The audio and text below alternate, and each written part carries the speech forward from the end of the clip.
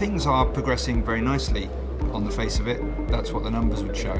So we've done some analysis of how the market's progressing. We think equity deals were up in terms of amount invested by about 80% last year. There's a slight difference of opinion as to whether the number of deals has actually gone up as well. So our data shows that the number of deals have gone up slightly,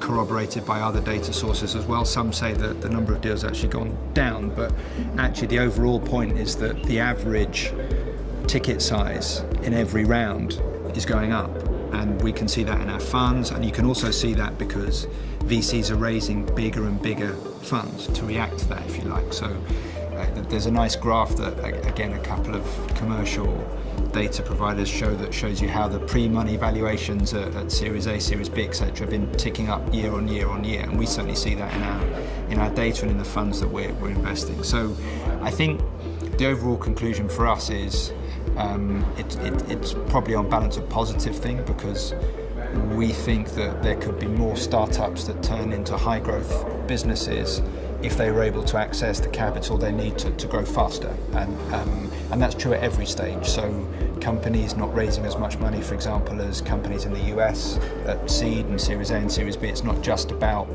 big late stage rounds, it's something that goes all the way up the chain, and that's something that we're working on actively. That's a really interesting question, actually.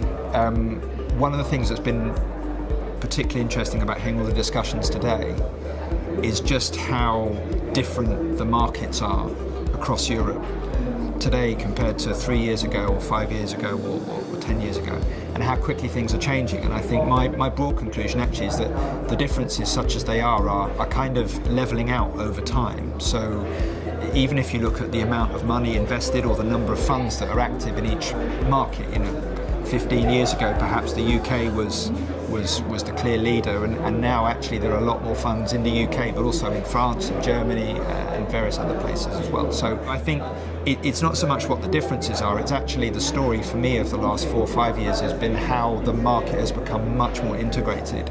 We see more of our UK funds doing deals in Europe and vice versa as well. And so what that does is there's a kind of leveling of mindsets, for example.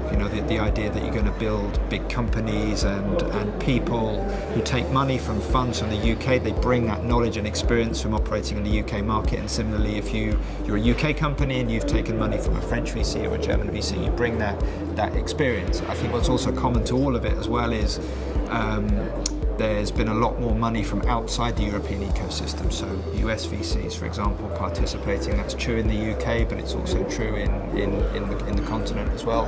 And non-fund sources of capital, like corporates. Again, that's listening to the discussion. That's true in the UK just as much as it is in Germany. And I think the differences, as they are, really are much more executional. I think the kind of big picture for me, it's really that there's a much bigger integration and harmonization, I think, than was true a decade ago or 15 years ago.